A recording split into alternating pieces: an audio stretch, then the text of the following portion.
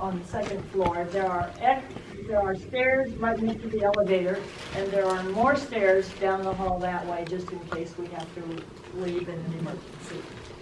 I also need to do a little bit of housekeeping because we've been so not meeting regularly. Our elections of new officers are next month, so we need a nominating committee so we can get a slate of officers. Your slate of officers right now, myself as president, Janet as secretary, Kelly as treasurer, and then we have board members, Siobhan, who is our program person also.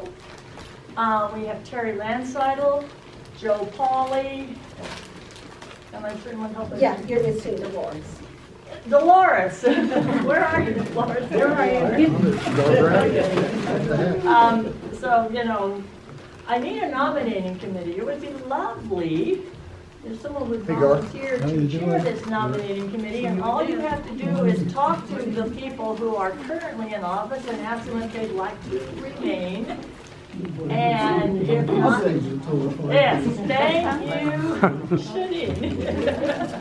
Okay, and if you find somebody that kind of doesn't want to remain, then we need to then do some arm twisting. Okay.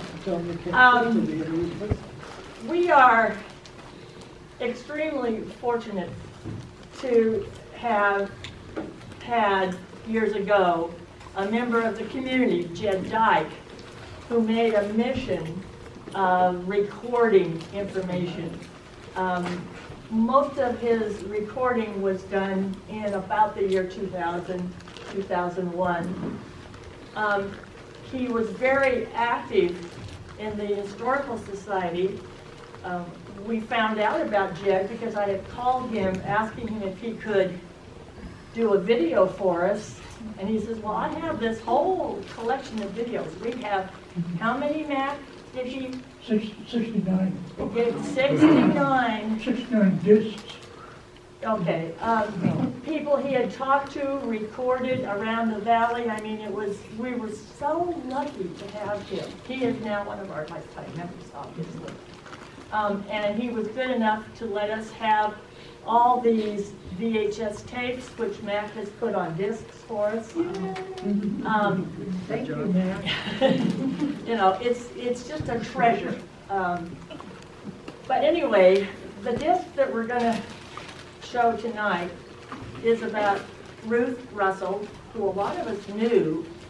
I knew Ruth back, I think it was the 60s, when we got our first bank here in town, the Bakersfield National Bank. They wanted an event to sort of celebrate the opening of the bank, and so we had the first, and unfortunately the last, horse parade in Roseman. And I was the parade secretary, and Ruth was my right-hand person. And she and I put the parade together. Wow. And it was quite an event. And that's how I got to know Ruth.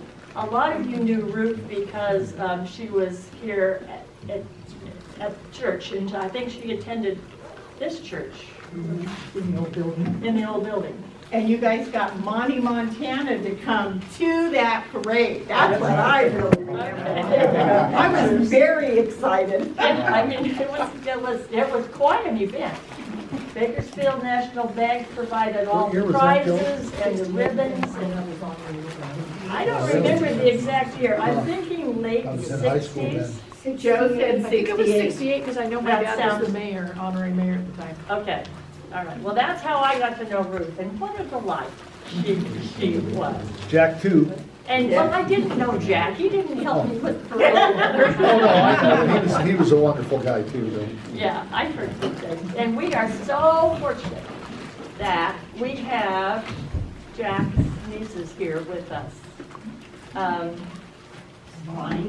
Bonnie and Debbie. And it was so, I mean, talk about small world. Siobhan happened to run into Debbie in Lancaster. and and they were talking, and, you know, we are showing, It was really interesting. If you've not been to Saddle Up courses, they do therapeutic horseback riding. Phenomenal, absolutely a phenomenal program with balance, with people with all sorts of diseases. And I happened to have been there, and Debbie and her husband Chuck are good friends with Lisa. Yeah, Lisa's my adopted sister. Oh, okay, all righty. And we got to just, you know how you do that meandering talking, and they said, Well, they said, Lisa said they're from Roseman. Roseman, do you know Jack is from Roseman? Well, I know him. Yeah. and so Debbie is Ruth's niece, and Bonnie is also Ruth's niece, and they are sisters. And so it just was real fortuitous that we managed to get everybody all together for this. So we're really, really excited. 6 kids. Okay. anyway, the interview that Jed did was too long to do in one meeting, so we have divided it. Matt has divided it into 2 parts. We're going to see part 1 today. And then the thinking is that we're going to post both parts on the YouTube, what do you call it? Channel. Channel that has, the Kern Av Historical Society has. If you think that would work. I'll just log in tomorrow. Yeah, so he can do, you know, he'll do part 1, we'll do part 1 today, and then tomorrow he'll have both of them, 1 and 2, on the YouTube channel.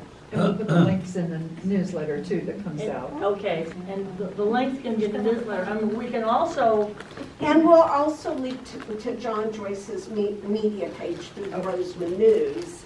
And so it gives an opportunity to have this. yeah, and for people who don't do that, you know, don't have computers, mine is, I can't do it from home because it eats up too much of my minutes. We could do it again, you know, we could do it at some later meeting. And we had also talked about, Matt, making some copies that we could purchase, right? Yeah. That's the way I remember it. But speaking of copies, we have part 1 and part 2 right now on a disc, and we would like to present it to Ruth's nieces. Awesome.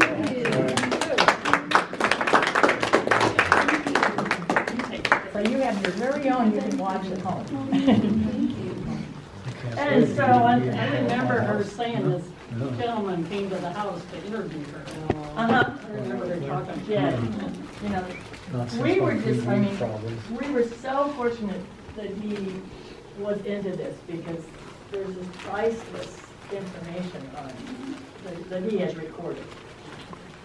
So I think without further ado, are we ready? We've done sort of research too on Jack, Uncle Jack, okay? And he's in quite a few books, as far as, you know, the aviation and going back to Chuck Yeager days and coming out here, and it's amazing, you know, so we've got a couple of books. The stuff that was going on out at the base is phenomenal. Jerry? Jack also has a part in the Right Stuff Right. movie. You're right, right. He flew with Yeager's But he airplane for a long He time. didn't pay union dues, so he couldn't speak. Okay. And I didn't have to join the SAG. Oh, yeah, he was. I saw that. That's a Gave neat the one. Right Stuff, to yeah. Yeager so he could Yeah. Yeah, with Chuck Yeager and, do his Well, flights. All right, and we ready? maybe, you know, Jerry, because then you're in the know with all of this, right? Well, not, I wouldn't say all of it, but But with a lot of it, you know, maybe that becomes an interview we do on the 3rd month to kind of get his end of the story. John was a classmate of mine. We went from 2nd through high school together. Yeah. John and Jimmy. Is it okay to leave the door open? Because it's going to be really stuffy in here. Yeah, I think that I'll let Siobhan have my chair and Why I'll you- sit here. Yeah, since I stole it. Gretchen, you want me to turn the air conditioner on for here? Oh, that would be lovely. We came out to California because of my husband's work. And it was a long time in our getting here in the 40s. I was never allowed to know what he was working on in Buffalo, New York, but his mother had been quite alarmed one day when some FBI agents came and asked her a lot of questions and asked the neighbors a lot of questions about Jack Russell. So we wondered what was going on. And it was the fact that he was working on the building of the P-59 at the Bell Aircraft Company in Niagara Falls, New York. And the war was on, and they had to be very secretive because they wanted to have the first jet. And so I never knew what he was working on. And he just came home one day and said that he had to go to California. He didn't say where he was going. He said, I have to leave, and I'm not leaving the country, but I have to buy boots that come up to my knees, and I'm supposed to have a rifle. Well, with the war on, it sounded kind of funny. But he said that he couldn't tell us where they were going. So we went down to the train station with the girl that had stood up for us when we were married, and his sister, Doris, and it was my birthday, September 14th, 1942. And they got on the train and left. And we didn't know really where they were going. But after 2 weeks or 3 weeks, I think it was, we got a letter, and it was marked New Rock, California. And that didn't mean a thing to me because I'd never heard of New Rock. I'm not sure it was even on the map at that time. And he just said that they had a project that they were working on, and that's where they would be staying for a while. And I think there was an engineer named Bob Wheelock from Buffalo too, and Jerome Ryan, Jerry Ryan called him, was the male secretary. They couldn't have any females on the base. So I did not know any of these people at all. It was after several letters back and forth that Jack wrote to say that a lady named Bernice Ryan would be over to see me someday because we should try and come to California together. The project was not going to end as quickly as they thought, and they hoped they could find a house out here that we could double up and share because their houses were scarce. So it was kind of funny. One afternoon, the doorbell rang in Buffalo, New York, on Hoyt Street where we lived. And here was this lady with a hat on and gloves, quite dressed up. And she introduced herself and came in and talked to me about getting train tickets to go out. But she said that her husband suggested that we better have a roomette because there were so many GIs and whatnot on that train that we probably should have a roomette. And I thought, oh my goodness, I don't even know this woman, and I'm going to be shut up with her for days. So we've told each other this story many times since, because even now in 2002, I still keep in touch with Bernice Ryan. She lives in Grass Valley in Arizona, Green Valley in Arizona. And so we got our tickets to come on the train, and we just had regular Pullman seats, no roomette. And I met a Dorothy Bradford who was coming out to the West Coast because her husband was a Marine and he was going overseas. And I still write to Dorothy in Chicago, Illinois area. And her husband is deceased. He was not killed in the war. He came back home after he'd been on Iwo Jima and through everything, and died of cancer later on. So it was kind of sad. But we met a lot of Mennonite people on the train too that were coming across. And I think they're the ones who wear the little caps on their heads, and the little girls, the ladies all had these hats on. tied under here, and at night they'd take them off to sleep, but there was always a white one underneath. We had a lot of conversations with them, and we just had a great time coming across. I think it was 3 days and 2 nights it took to get here. And we got off in Barstow about late afternoon, and we were to wait there for Jerry Ryan, her niece's husband, and Jack were to pick us up there. And it was kind of in 1942, there was not much of a station from what I remember. And the desert was very desolate looking to me. And the people we had met on the train came to the back, and you know how the presidents always wave when they're campaigning from the back. Well, they stood on there and waved at us and said, "We think you're just kidding. You don't have husbands at all. You're just coming to California." So we upended our suitcases and just sat on them for a while, and then here came a wooden station wagon with a bell, and I think it had bell markings on the side. And there was Jack and my husband and Jerry. And we got in that station wagon. It seemed to me like the roads were just this way from Barstow all the way in. And we couldn't go on the base, of course. And we came on into Lancaster, where Jerry and Jack had found a little house on New Grove Street on the west side of 10th. And it was dirt road and no sidewalks or anything on New Grove, which was really out of town at that time. And so we stayed there, and then in the morning, the boys had to take the station wagon back to the base, where they lived in a barracks. And when they had arrived in September, because the plane was the first without a propeller, they had put a fake propeller on the front, from what I understand, after they'd been there a while. They couldn't have anybody on the base except the military, and the contractors had not finished the barracks the boys were to sleep in, and there were no windows in it. So there's many stories about how much sand used to blow in and pile up on the beds.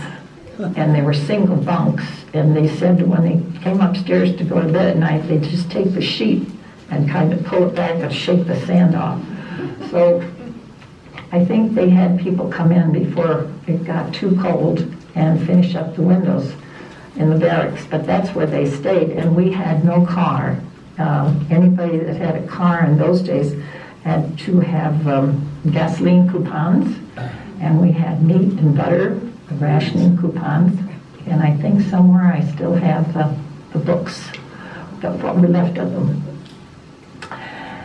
So we did not see our husbands sometimes for 2 or 3 days because they had to hitchhike in here from the base and then get up around 4:30 and start hitchhiking back to the base to get there on time to go to work in the morning. And it was too much of a chance to take, so they didn't always come home. On the weekends, Bob Stanley, who was in charge of the testing of the P-59, he was the project manager, I guess, from Bell. He bought an old car that was green, and we called it the Green Hornet. And if he flew back to Buffalo or was out of town on the weekends, then his secretary, Jerry, was allowed to have the car. So we did have a car on the weekends sometimes. We learned to walk to the stores, which were, the Safeway was way down on Sierra and Lancaster Boulevard, and we had to walk all the way back home and carry our groceries, and it was fine. We were only 21, 22 years old. We had a great time.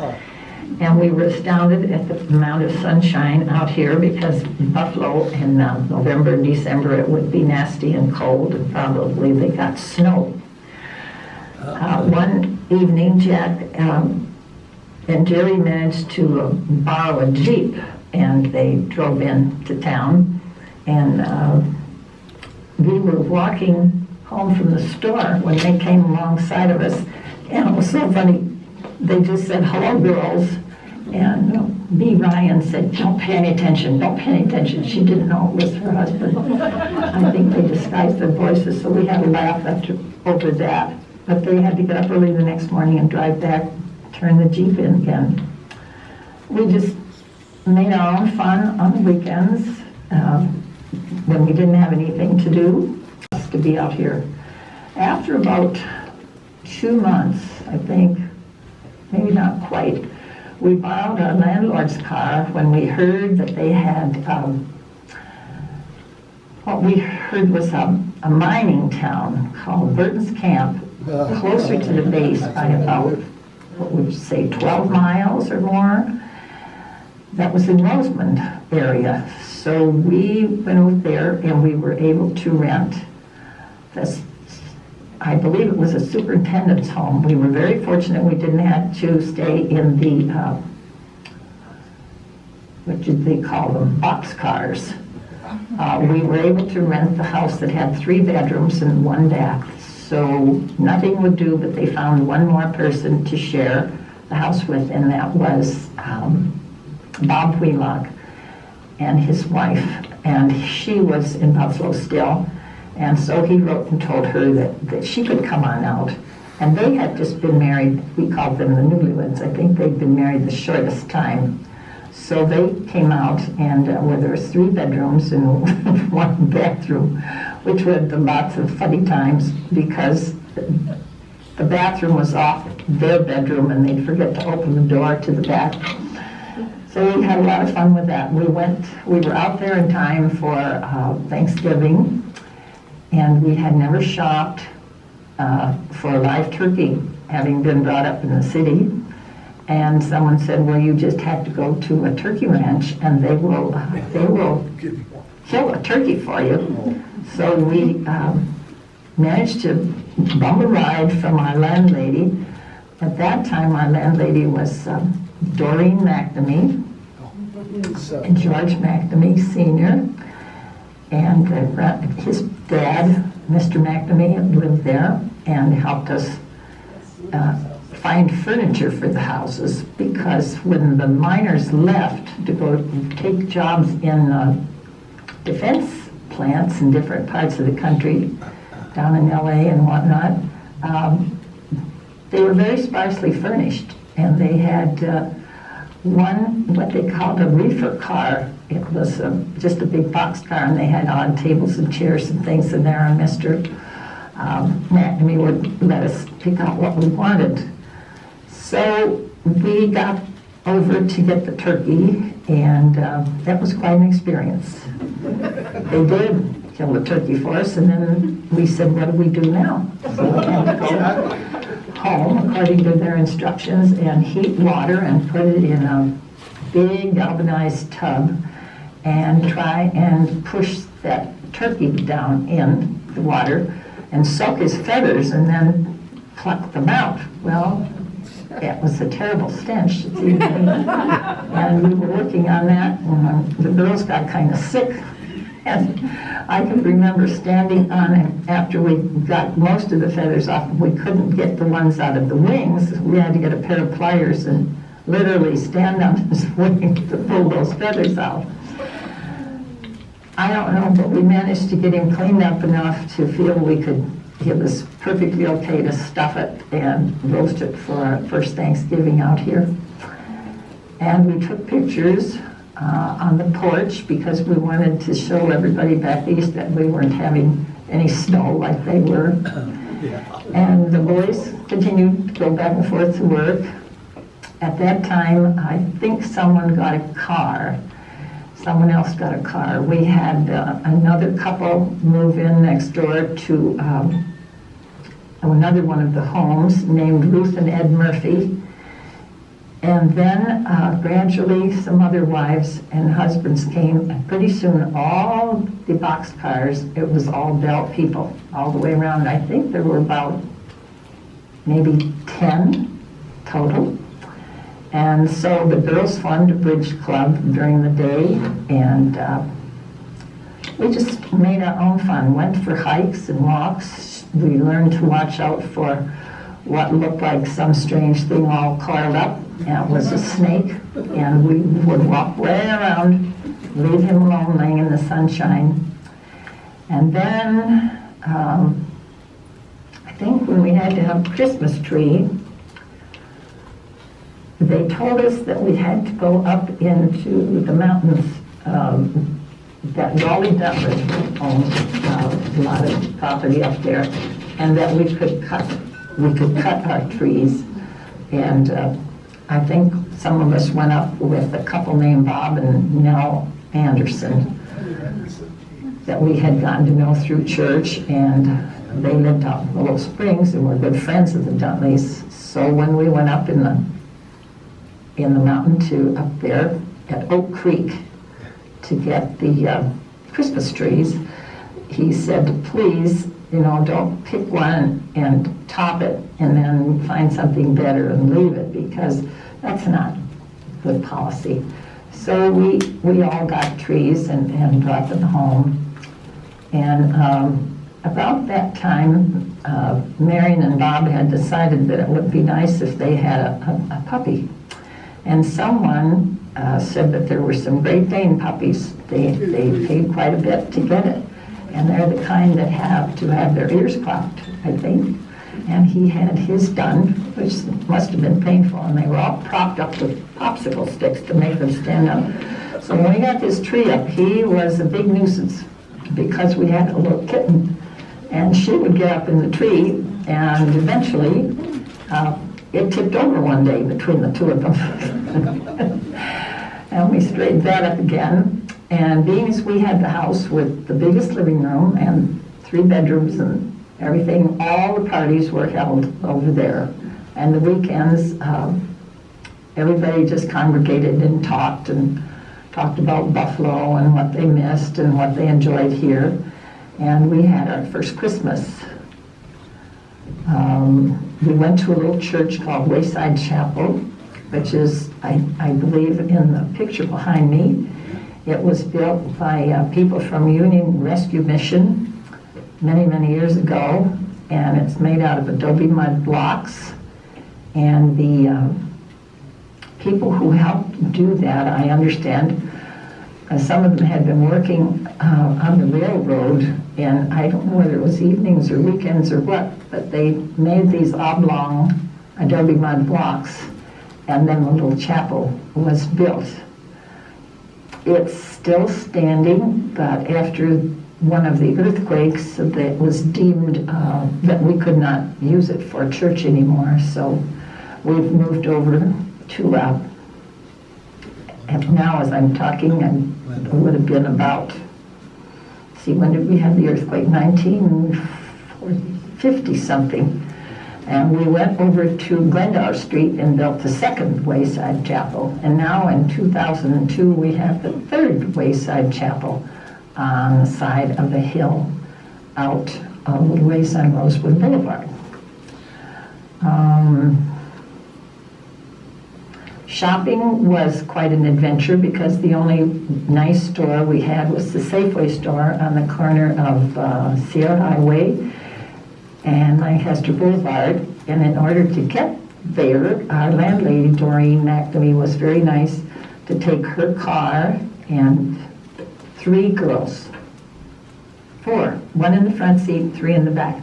We had to plan our menus for the whole week, because we only went once a week, and it was quite a trip to come in down Sierra Highway and get all the things we felt we'd need for a week, and then pile the groceries behind the seat.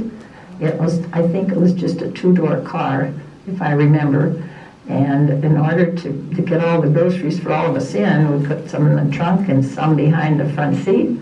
And then we took our shoes off and put our feet right over Doreen's shoulder, and whoever was sitting in the passenger seat in the front. We had a lot of laughs and a lot of good times. All those girls that went with us are now, Doreen has passed away, Doreen McNamee, but the other 3 of us are widowed. But we just thank the Lord we had so many fun times. We used to go into Juanita's Indian Lodge, which was a two-story building at that time in Roseland, and there was a bowling alley, and that was something the boys liked to do. They also had a bar, and it was a favorite gathering place for the GIs to come in, and Juanita Village, who was the owner of the bar, thought a lot of those young men, and she let them make phone calls to their families, and I'm sure she had an atrocious phone bill. Sometimes a Mr. Gerblick and a Mrs. Llewellyn McNamee played the piano. Mr. Gerblick had a fiddle, and I don't remember who else played, but they would have dances in the little Roseland School auditorium. And sometimes when the fellows were bowling, the GIs would ask if they could have their wives go over to the school and dance. So that was part of the fun we had. Another time, PTA made such a fuss about the boys sticking the pins in the bowling alley because it was no automatic pin setters at that time. And they made them let the young boys quit about 9 o'clock. They would fuss if PTA said they couldn't stay up late during school nights to stick the pins. So I remember one time Marion and I think Marion helped me, we took turns, and we had flat irons, anything to put ballast in there, I guess. And we had to pull something to get them to come down, and we put the pins in, and then pulled on it again, and the thing went up, and the pin stayed there. Well, one time when one of the flat irons bounced out and hit me on the foot, that was the end of sticking pins. I said they'd have to find somebody else. So the fellows decided maybe we didn't need to do so much bowling.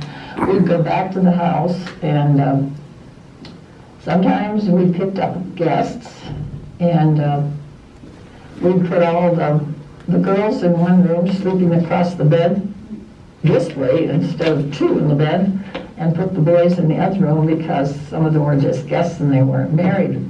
And we did have some hilarious times. I don't know, Ted, can we stop for a minute? Sure.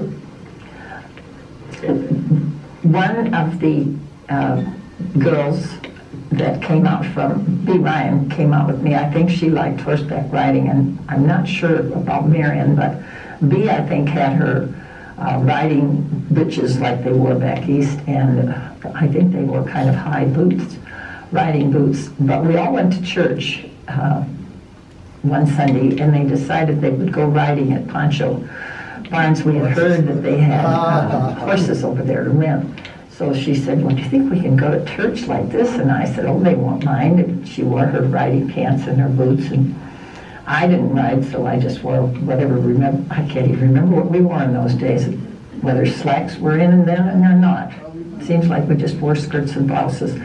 So they went over. The six of us must have had the car that weekend, and we went over to Pancho's, and they pulled up, and I can remember seeing this person in the yard with a horse on a lead, and it was running around in a circle, and she would snap a whip at it once in a while. But I first thought it was a man. She was in an undershirt, just the T-straps and jeans, very narrow-hipped, very dark hair, and it was a lady. It was who we learned was Pancho, and she wanted to know what we wanted, and then she told somebody to go and get a couple of horses for the girls. And I think two of the fellows went, but Jack and I just watched. I don't remember him riding.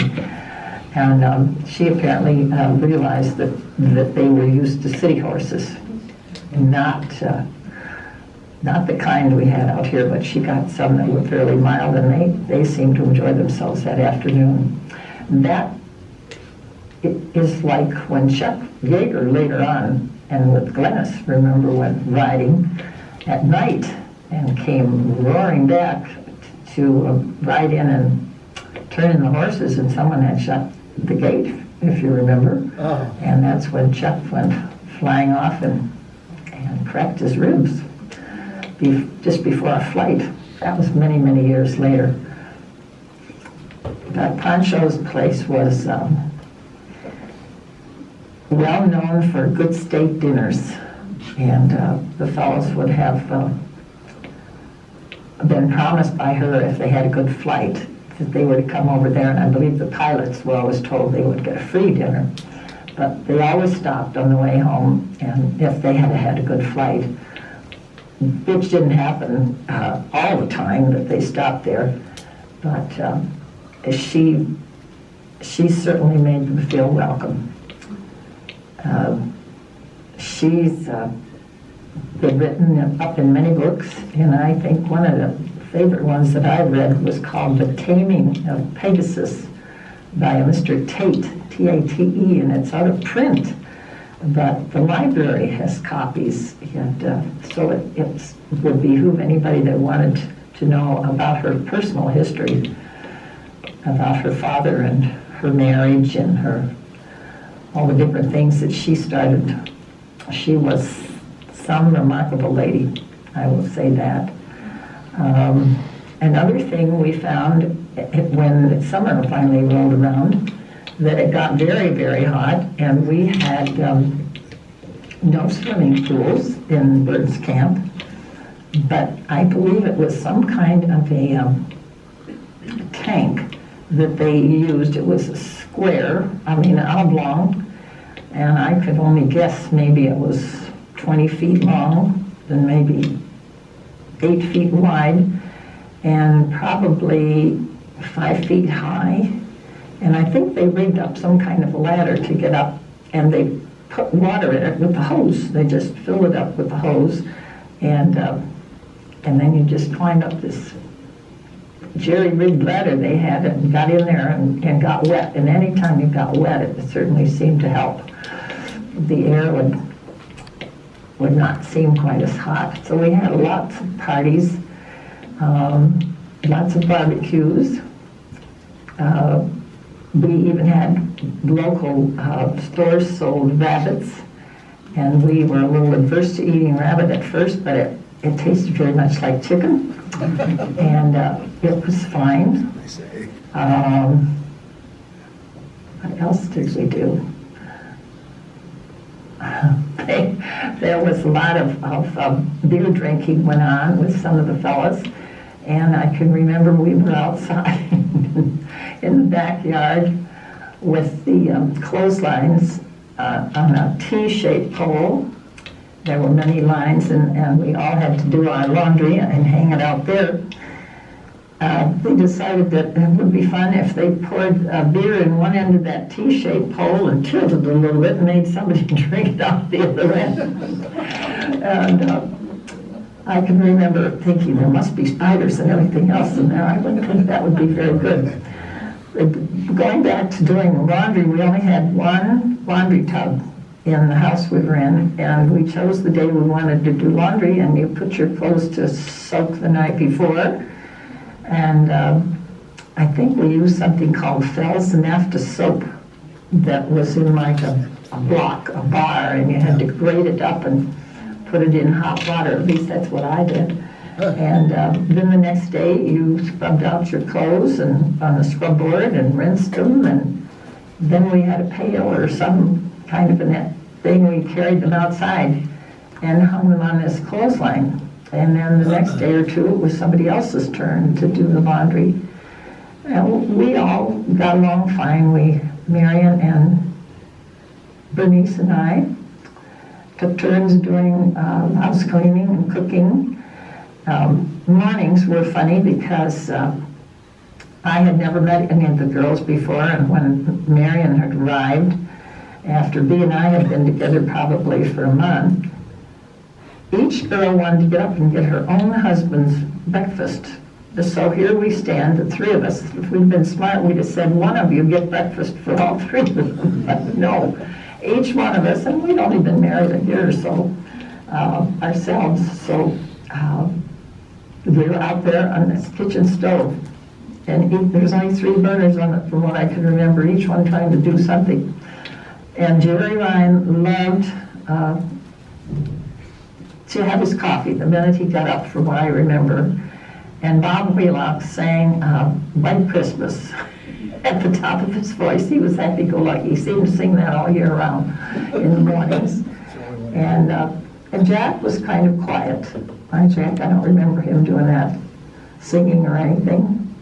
And he was very easy to have breakfast for, just cereal and toast and coffee, maybe orange juice. And then they'd pile into this car, and there would be maybe 5 or 6 of them all together, because we were still on rations with gasoline. We had another couple in one of the boxcars called Marjorie and Lee Parker. And I can't remember some of the others. I think there was a Cass and Millie Fernal, and Ruth and Ed Murphy. And at night we had horrible howlings going on because the coyotes would come in. And there were horses stabled down at the end in a corral. And we didn't know whether they were after them or what, but you could hear them nickering, and then the coyotes would howl. And I remember one night we heard shotgun shots go off, and we found out in the morning that it was Ed Murphy next door who got tired of hearing the coyotes howl, and he tried to chase them off by firing the gun, and he really did. They left then.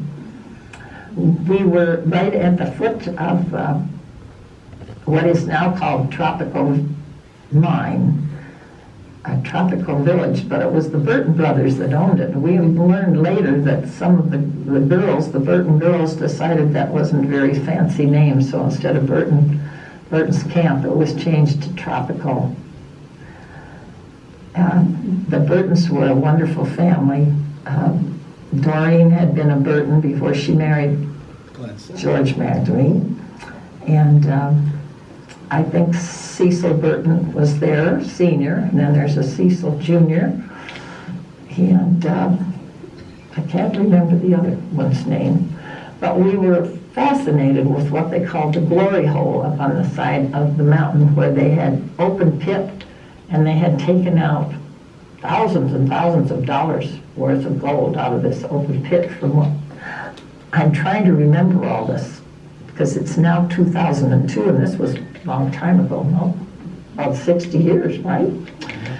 So I may have some of these facts wrong, but we used to go up there and hike on Saturdays.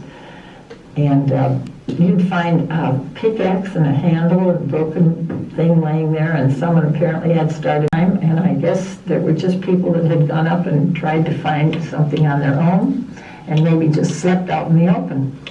But the whole hill, from what I understand, belonged to the Burtons at that time. Before that, I think it was Hamilton, Mr. Ezra Hamilton, who had discovered it. Very good. You know, their dad was always taking pictures all the time, you know. And then I thought they also lived in, Every day before we go to school, I take a picture of us with our friends in the front yard. Whoops, Debbie, we're gonna have you talk a little bit louder, honey. Oh, I just said that my dad used to always take pictures of us in front of our big tree in our front yard. And every morning before we go to school in our brown uniforms and stuff, and he'd always take pictures. Jack did, they both took lots of pictures all the time. but Ruth, they used to talk about living in Willow Springs Yeah. too. They did, and that's in part 2. Okay. Because I remember as kids, they had a big pool thing up there too, and as kids, we'd go up there and, Part 2, she deals delightfully with her experience at Willow Springs. And to me, it's one of the best narrations of all the buildings that existed at the time and what they were used for. She does an absolutely beautiful job in describing her life out there. She did a good job describing Pancho, too. She didn't mention anything else. she left out I have Pancho Barnes's book, okay? It was written by her son, I think, Barnes. And Barbara, if I can have you stand up. Or wave your hand. or wave your hand, or do with the hoochie coochie. You're Barbara has studied poncho extensively and has written at least one book on her, right, Barbara? It's a biography, it came out in '96, and it's in fourth or fifth printing now. Oh, wow. Yeah, so we'll have Barbara come in at a time and share too. And then, Joe, there was the mention of the McNamees. Do you want to share how that fits in there? I'm related to the McNamees.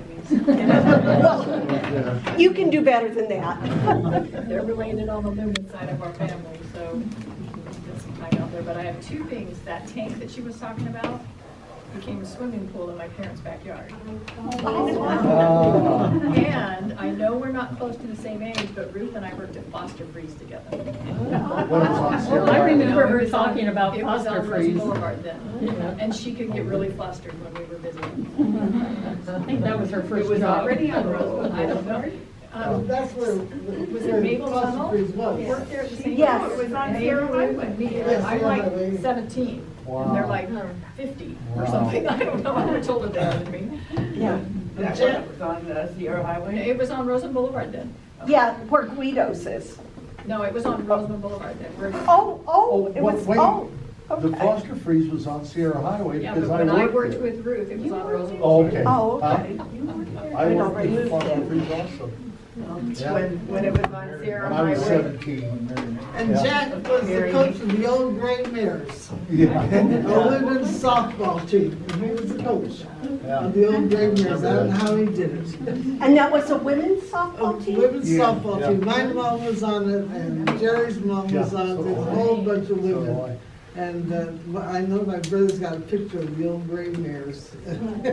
We would love to have a copy of that. I'll tell him. Did they play other womenens groups In in the town valley. or in the In the valley? valley. Okay. The old Gray Mares. And they were the old women. Wow. Nettie Vaughn slid into second base and broke her leg. I can remember that. She was a youngster when she was on that team. The old Gray Mares. Tell me about the mascot. Oh, yeah, they had a head and a body, and they used to go to the PTA meetings and they'd dance around in that. Did it take two people? Yeah, it took two people, some in the head and some in the butt. Well, I was told that Ruth dug her own swimming pool in that house that they had on 20th. Well, they built the house. I used to Yeah. My sleep dad there all would the come down, we time. used to live up here recently, and my dad would come down and he'd help. And I guess one day, Jack comes home from work, and she's out with a shovel digging, and he said, "What are you doing?" Yeah. She says, "It's hot, I'm digging a pool." Yeah. She did, she and the kids. Swim in there. Yeah. Yeah, we went swimming there lots of times. And that house, Gretchen, if I recall right, is just south of Jerry's Electric. Jerry's, yeah, shop, right. And that pool has since been filled in, That's correct? correct. Yeah. Okay. Russ? I have fond remembrances of the Russells, Jack and Ruth Russell.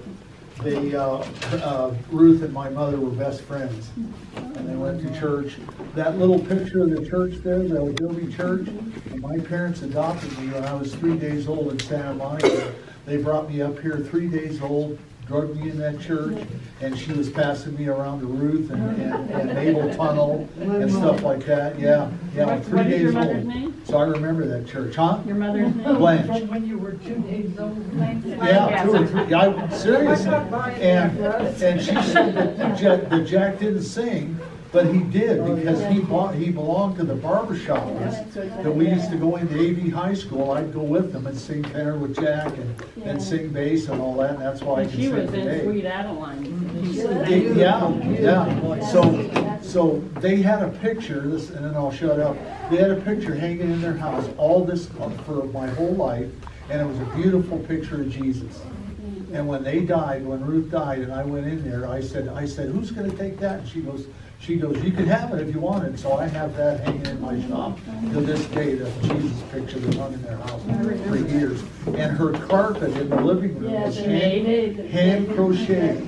And it was big, thick anyway. They were wonderful people. So She used to come in and Right. go to the thrift stores and find clothes and Yeah, ripple.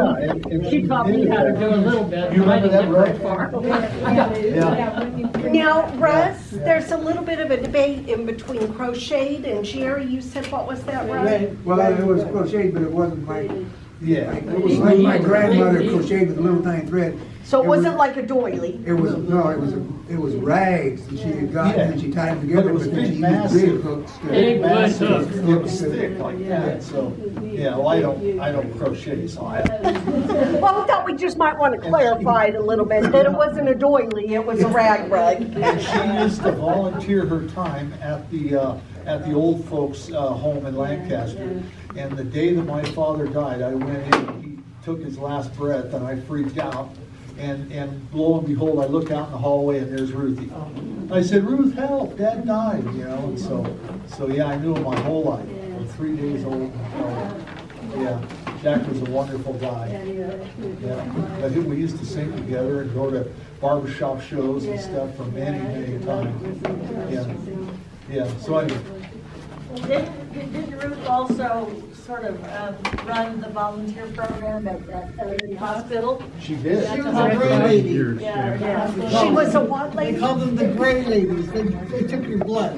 Oh, okay. And then they did have a base, they took their blood, and then she didn't work at the hospital for a long time until they finally said, well, if you don't know computers, you can't do any work. And she also was That volunteer upset for me. Red Cross also. Oh, she volunteered at Yeah, Red Cross? Yeah. No, everything.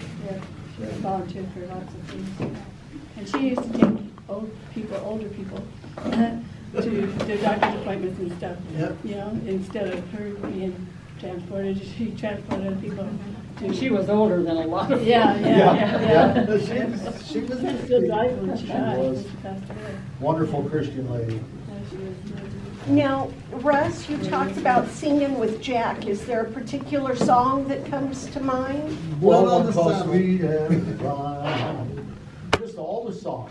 See, I liked my dad. He sang baritone and Jack sang tenor, and Art Smith and all those guys, I'd go with them because it's good to get out of the house on Monday into AV High School, and they'd have a chorus, and they'd say, hey, come over and sing bass. And so I'd sing with all the different parts.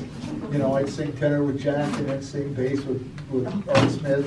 So it was just great. And we'd go to barbershop shows down in LA and spend a lot of time together. They were wonderful. Very close to my family. Well, maybe next time when we get together, you can come up with a couple of songs. Well, I can. I used to sing all of them. Well, no, but we'd like to have a record of it because these kids that will see this Yeah. remind you they've just come up with the Super Bowl halftime show. Oh, They yeah. don't have a reference, Russ. So you're gonna have to give them a little bit more of a reference Yeah. then. Yeah. So it was good. Ruth was still singing. She sang with the Sweet Adam. Yeah. And she called me one time, and this one, she was like older before she got sick. And they were singing over at that nursing, or that home across from Kaiser. So she says, come over and watch us sing. And she was still singing. Yeah. But she didn't read music. No, she couldn't read music. You plucked it out and then she'd get it. Because we sang in the choir at church Yeah. and did a cantata. And if she was singing by this part, she sang that part. But she sang by this part, she'd sing that part. And Yeah. if they got off, she'd get off with the rest of them. Yeah. But she had a beautiful, beautiful song. Yeah, they both always sang in the choir, right? Yeah. Yeah. Yeah. We gotta move on, put it on the floor. Being not from this area, I came from Ohio, and in junior high school, we always were fascinated with the Bell X plane and all that, and never With in my the- wildest dreams did I believe I would ever be at Edwards Air Force Base where it all happened. And Jack and I were talking one day, and he said, well, I came out here in, I think he said 42, if I remember. And he said, and being on the base, we had a connection then, and he knew I liked airplanes a lot, and he said, I would leave Roseman, and we would get in the car and not talk to each other. We would get on the base, and each of us would go into our one room we worked in. We didn't know what everybody else worked on in their little room. And he said, we didn't know what we were building at the time. We just worked on one specific item of the jet they were building. And it was just, I asked him questions about it, and just, I mean, he was fascinated just telling him about the secrecy of it during World War II. And one thing he said, they didn't win the contract. So Lockheed won the contract, I think, but Bell didn't win the contract. But just all that stuff going on, just, you know, it's fascinating. What still goes on at Edwards today that a lot of people don't know what everybody does. Yep. Well, there was a time that it was exciting out here. Yeah, all the aircraft when it first started. Right, right. And I can't imagine, you know, when she starts out and said that she knew her husband was going somewhere, but she didn't know where, and he couldn't tell her for a while. Can you imagine? You know, that's just something else. And then I can just see her sitting on her suitcase in Barstow. That's just absolutely amazing. Well, we will have this uploaded to our YouTube, and how are we going to, can you email? I can email all of those who are members that I have emails for. And I'll put it out in the newsletter again also. Okay, and we can get it from there as soon as it gets it uploaded. Okay, all right. Well, there's more. I mean, we have more videos, and if you think this is a good idea, we can certainly go with some more of them, because we have some really great information from some of these people, thanks to Jed Dyke. Yeah. I'm so glad I ran into you. Yeah. I'm so glad I ran into you. This is beautiful. So hopefully, next month, we will do something again. Do you think we should try a video again? I think we should do the part 2 to this. You want to do part 2 next month? I think so. I think we're on a roll. It's really the best part. Yeah, I think we Okay, then we'll definitely do should. part 2 next month. See, we're dangling the carrot, so you have to come back. We invite you to come back. We invite you to have this opportunity to kind of percolate on things that you go, I remember the swimming pool, or the names that she's mentioned in here and how they may be connected to people, or specific songs that you remember. I will. I'll sing a couple for you. We We got a would- whole box of music like that big of all the barbershop songs. We would love that, because these are the historic things that we want to preserve. Do you have the one that my grandpa is my brother? Possibly, I can remember it. How's it go? Grandpa? I'm my own grandpa, yeah, something like that. Is my brother, you know, wife? No, I remember him singing that song, you know. Thank you all for coming. Thank you. Thank you.